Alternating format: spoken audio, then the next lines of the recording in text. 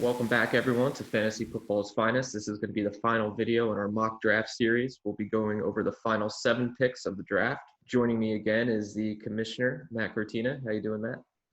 I'm doing great. How are you? Oh, I'm doing excellent. I've really been enjoying these talks with you the last couple times. Me too. So we got the Dolphins. This will be their third of their 3 first-round draft picks. Who do you like for the Dolphins? So in the first 2 picks, I had them taking Tua and then Tristan Wirfs to fortify their offense. I think you have Brian Flores down there, who's obviously a defensive guy. And they trade away Minka Fitzpatrick last year. I don't know if that was the right move or not. He seemed to play pretty well in Pittsburgh. Yeah, for sure. And you would think that that would be a guy that they could build around. I think it's not necessarily a one-for-one replacement, but I have him taking Xavier McKinney from Alabama. He's all over the field. He can cover, he can blitz. He reminds me a lot of Jamal Adams in New York. Super athletic, and he kind of fits the mold of what Brian Flores wants to do. McKinney is a perfect fit for that defense in a draft where there's not a lot of. He's probably going to play safety. There's not a lot of safeties at the top of that position that are available. So I think they go McKinney here. How about you? Yeah, I like that. I think that's a really good pick for them. Obviously, they have Xavier Howard, and then they added Byron Jones in the offseason. So I think replacing Fitzpatrick with a guy like that, I think is huge. They shored up their defensive line in free agency with Shaq Lawson and Emmanuel Ogba. They also added Kyle Van Noy at the linebacker position. So I think that fills a perfect need for them. As far as what I think they're going to do, I had them taking Jedrick Wills and then Andrew Thomas with their first 2 picks, and really kind of establishing that offensive line. Especially they added Eric Flowers at guard in free agency and Ted Karras at center. So I think their offensive line will be a lot better going forward in this plan. Here I have the Dolphins taking their quarterback of the future. I have them taking Jake Fromm as a surprise out of Georgia. I think he's the most pro-ready quarterback that there is. He scans the field very well. He's not just a first look and go type guy. He can get all the way down to his 3rd or 4th option. He has a lot of experience in a pro-style offense, and I think that's just the type of person that Flores wants to go after, especially coming from the Belichick tree. They like their smart, athletic quarterbacks. So, well, not necessarily athletic, but you know what I mean. I like that there. They get the quarterback of the future and 2 guys to protect them on the outside. Dolphins are in a really good shape in this draft because they're going to be able to fill a need at all 3 of their first round picks, and the free agent acquisitions that you mentioned, plus a team that competed towards the end of last year. They might be sneaky good next year. Yeah, I think so too. And that division is wide open, to be honest, because Tom Brady's not there. Are the Patriots going to be as good as advertised? Probably not. Maybe a 9-win team. So who knows? Moving on from the Dolphins, 27. Excuse me. We have the Seattle Seahawks picking. They really didn't do anything in free agency. I think they added some veteran leadership. Greg Olsen, which I think is good for them. He's been oft injured the last couple of years. But the Seahawks, whenever I think of them, I think of a Legion of Boom and everything that they had there. Earl Thomas, Cam Chancellor, they've really been missing that back end safety help. I like a guy, Antoine Winfield Jr., playing safety. He reminds me a lot of Honey Badger, Tyrann Mathieu. He can play a little bit of corner. He can also play in the box as a safety. I just think he's very versatile. And plus, he's got an NFL pedigree with his father playing in the league for many years. So he's very smart, instinctual, and he's a big dude. So we'll probably play strong safety at the next level. What do you like? Yeah, it was weird to see the Seahawks last year because Russell carried the team, and their offense carried the team. and you're used to, obviously, with the Pete Carroll defense and the Seahawks, seeing a ton of talent on the defensive side. I think they go defense here to start to refortify what they have been. I think you have this guy going a couple picks earlier. I think they're going to take Zach Bond, linebacker from Wisconsin, because he's so versatile. He can do anything. Wisconsin had a record-setting defense last year, shutting down pretty much everybody that they came across until they didn't. But and they played Bond primarily in coverage. But the times that he did rush, he was really quick and can get after the pass. The Seahawks need an edge rusher. They need somebody who can generate some pressure. And I think his athleticism fits what Pete Carroll is always looking for in players, which is athleticism first and foremost. He's also a terrific open field tackler, and that's kind of the basics of what you're looking for out of a defender. So I think they go Bond with this pick. I like that. I really like him, and you're a really good talent when they're mainly playing you in coverage and you still manage 9.5 sacks. So Yep. I think that's just a testament to the type of player that he is. No matter what he's doing, he can get the job done. So next up, 28, we've got the Ravens. Again, not much in free agency. Where do you think they go here? They've lost a ton of pass rushers on defense over the last several years. And the guy I'm taking for them is Patrick Queen, and Patrick Queen is all over draft boards. You have him going pretty high, and he very well could go there because, like Bond, he's great in coverage, but he's so quick rushing the passer. And he's kind of projects as one of those hybrid linebacker safety kind of guys. He reminds me a lot of Jabril Peppers, Yeah. who has had mixed results in the NFL so far. I think there's a lot of teams who are going to be inquiring or thinking seriously about Queen, and the Ravens have shown over the years that they have a commitment to building their defense. Mm-hmm. And Queen is a guy that you might be able to put in multiple positions and then build some interesting schemes around, which they're also the Ravens have also proven that they're willing to adapt their scheme to the players that they have. Yeah, for sure. I think the Ravens probably, even though they didn't do much in free agency, I think they had one of the best off seasons so far from any team. They got a guy like Calais Campbell, who is just an absolute leader and a monster on the defensive line. And their defense was very good last year. So you had a guy like that. And they also added the kid from Denver, Derek Wolfe, who is another big body guy, plays the run extremely well. So getting a linebacker, their secondary is already off the charts. You have three, number one corners there, essentially, and Earl Thomas as well. So they're going to be very good. As far as what I think the Ravens are going to do, Marshall Yanda, one of the best guards in the NFL, recently retired. I think that's a huge need, especially having a young quarterback in Lamar Jackson who likes to run. So protecting him and keeping guys off of him is going to be your priority, because if the Ravens lose Lamar Jackson, they are not the same team. So I like an athletic tackle out of USC, Austin Jackson, projected to play guard in the NFL, which is where I think he fits perfectly right here. He's a big guy, 6'5". He can move around on pulls, which the Ravens love to use a power run game. So I think that fits a good need right here. He's got long arms, and he's pretty quick and agile. So that fits an immediate need for them at 28. Yeah, I think that's a really good pick, and you're right. It fills a glaring need for them. The question that I think a lot of teams are going to face at this point in the draft is, with the top guys gone, do you just wait for somebody? What's the difference between Austin Jackson and whoever the next best guard or guard tackle hybrid is? Mm-hmm. But if you're confident in that guy, then you have to take him. Moving on, the Tennessee Titans, who were, had such a great run at the end of the year last year. Jurrell Casey did play for the Tennessee Titans. I think that the Titans go ahead and replace him with a player that I believe to be an exact role model, Marlon Davidson out of Auburn. He was playing at defensive end. He was on the outside. which Jarrell Casey would often do despite being 300 pounds. They put him on the outside, just great against the run, shift him to the inside to rush the passer on passing downs.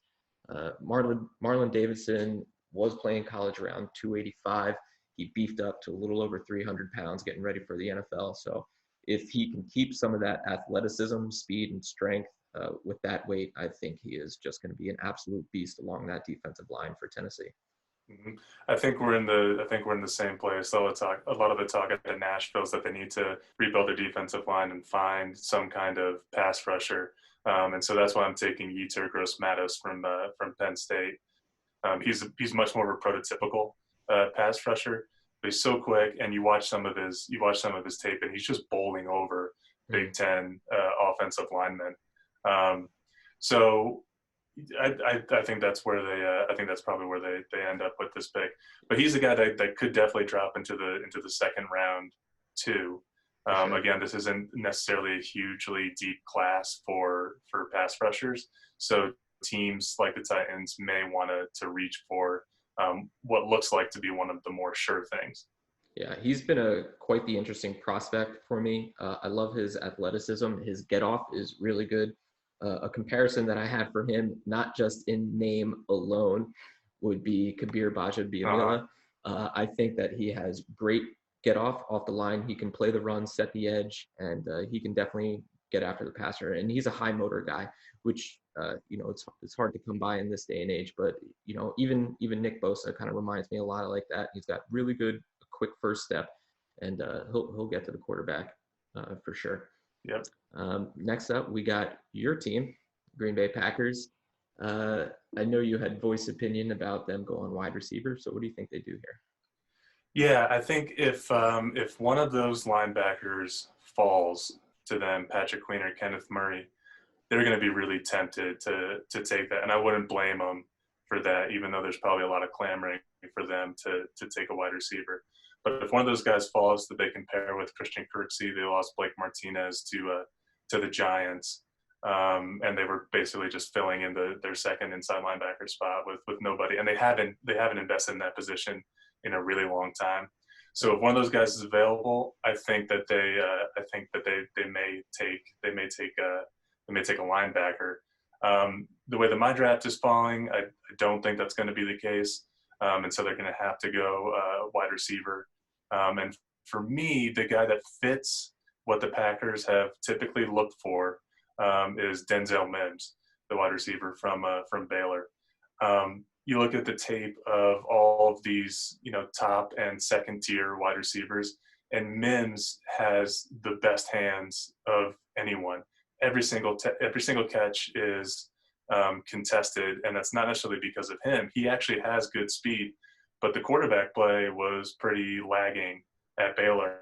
And so you see him get 2 yards of separation, and then he's waiting for the ball to come down, and he still comes down with it. He's making sideline catches.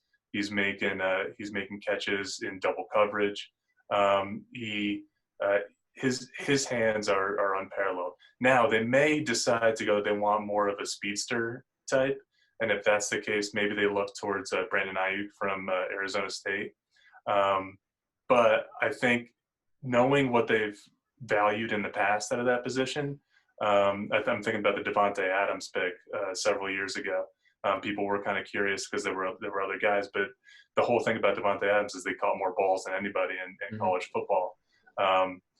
And so, with some flops recently at that, drafting that position with Equanimeous St. Brown and Marcus Valdes-Scantling and Jamon Moore, I think that, Mims, I think, represents a lot of safety in that pick. So that's what I'm thinking Green Bay will do. And I'm thinking that it's going to lead to a Super Bowl this year.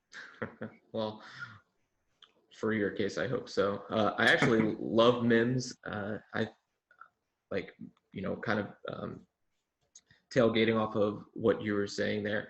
The more I watch of him, and no one really talks about this guy as a wide receiver, especially as a first-round wide receiver. But when you look at him and you put on the tape, the first guy that comes to mind is Calvin Johnson, especially when style of offense. Calvin Johnson came from Georgia Tech, where they were a run option team. They did not throw the ball very much. And same thing. I mean, it's a guy, he's 6'4", 6'5", big body guy, 200 plus pounds, and he can run and he goes after the ball. I really like Mims, and I think he's rising up a lot of people's boards. Packers, I also have them taking a wide receiver here. I think it's probably one of their best needs. He's probably my biggest crush of the draft in Laviska Shenault. I think he is just an awesome wide receiver. He can play every position, the X, Y, and the Z.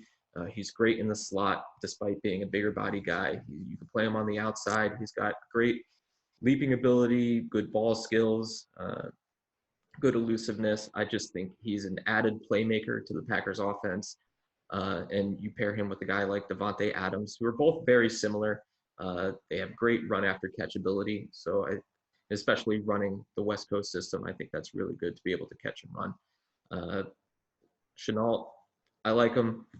He seems to be kind of falling as more of these other receivers are kind of rising to the top, but that really just kind of shows you the depth at wide receiver in this class. So we'll see what happens. Yeah, there. I think Shenault would be a great pick. I'd be happy with taking him. We watched a lot of him out here in Colorado, obviously. And people, forget that before he got hurt this year, he was a Heisman candidate. Because of his production. It's those injuries that I think are primarily, and you're right, a deep wide receiver class that are causing him to fall. If you can take a guy that has similar skill set but doesn't have any of the risk of injury, you're probably going to lean that way. But Shenault can do everything, and he fills a need for sort of not necessarily a gadget player, but a more versatile player.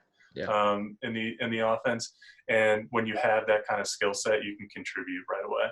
Absolutely. I like him there. He's also got added value in the return game, which they've been lacking since Ty Montgomery. So yeah, which wasn't great to begin with. After the Packers, we got the Super Bowl runner-ups, if you will. Yeah, we'll go losers. San Francisco 49ers. This is their second first-round draft pick. And I have them taking Henry Ruggs here out of Alabama. I think you replace Emmanuel Sanders right away with a guy who is faster, probably a little more athletic than Sanders. And especially with Shanahan's play action scheming, this guy is going to get behind the safeties so fast. You have him crossing the field or even just going right down the numbers. I think that would be a huge plus for him. For the 49ers to get a guy like that. I know you had him going a little bit earlier to the Broncos, but the way my draft has fallen, he's available. I don't think you can let him get past this point, because if they don't take a guy like a playmaker like that here, they're not picking again to the 5th round, and you're not going to get this type of talent there. Yeah, I think Ruggs is a really good fit and a really good pick if he falls to the 49ers. But he's just one of those players that you see in some mock drafts he's in the top 10, and in some mock drafts he's in the 2nd round. Or almost the 2nd round, as he would be in this case. I think that the reason why I have him going 15 to the Broncos, I think, is the perception that he has that he's going to be a Tyreek Hill. I think the 49ers, I have them taking CJ Henderson to fill a critical need at corner with their first pick. Here I have them also taking wide receiver, and this is where I think Brandon Ayuk goes. Brandon Ayuk, I think people may think that he's going to go into the 2nd round, but you watch him and he has the best second gear of any wide receiver. It's astonishing once he gets the ball in his hands. He can separate from people chasing him in an instant. He's so fun to watch. He can return punts. He just jumps off the screen. And I think he fills a lot of those qualities that you just mentioned that the 49ers need in a guy like Henry Ruggs. But he might be a better overall receiver and an overall player than Ruggs. Again, it with all these receivers, it comes down to what your personal preference is, because there's so many to choose from. Yeah, I had to go on mute there. The dog was going crazy. But, honestly, and that's the thing. That's why you're seeing a lot of these shifty wide receivers, and why I was just talking about Shenault falling while others are rising. There are so many guys that are coming out. They need someone to pair with Deebo Samuel. That's very important for them going forward.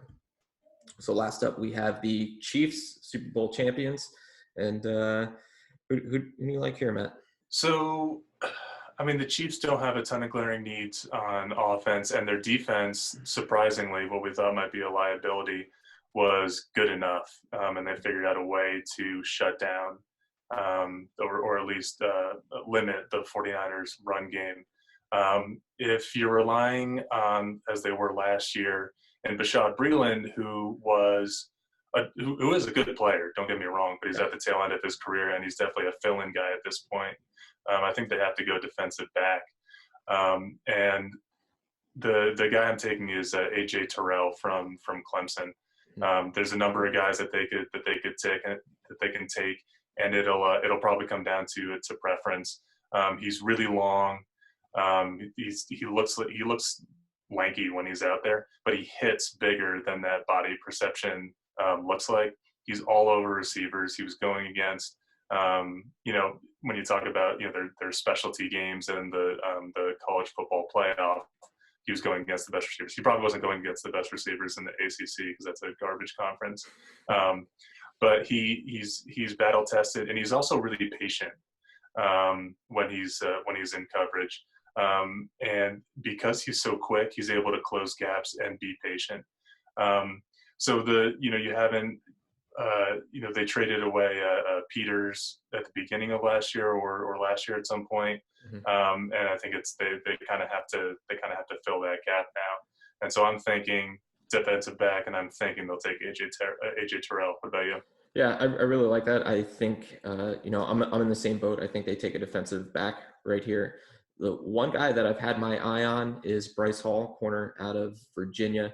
I really like him. There's a bit of an injury history with him, but when I watch him and the things that he can do, I think you have to look at, ceiling versus floor when it comes to a player like this.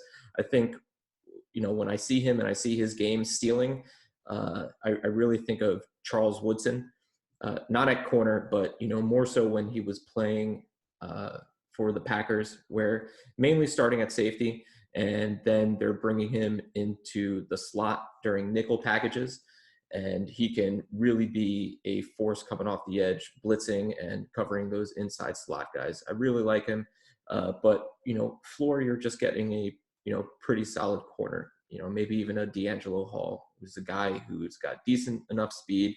He can cover. He can make a play on the ball when it's in the air.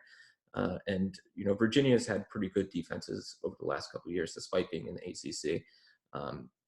But you and I are both on the same page. I think taking a corner really helps them out. Getting a guy so it's not just Tyrann Mathieu back there, having another guy to be a threat to take the ball away, I think is important for them. They had Thornhill back there who did a pretty good job, but they need a better playmaker. Yeah, what's going to be interesting looking over the next few seasons is defensive back is a position where there's often a lot of swings and misses. Mm-hmm. And I think in both of our drafts and almost every mock draft, you see 3, 4, 5 defensive backs being taken in the first round.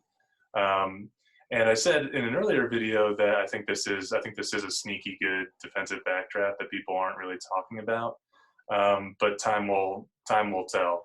And the history says that it's really sticky to hit on a defensive back, particularly in the first round, and you're taking a risk anytime you do that. Yeah, I think if anyone can do it, it's the Chiefs. Spagnuolo has been very good with defensive linemen and secondary players, so no matter who they grab here, I think he turns into an excellent player just from coaching alone.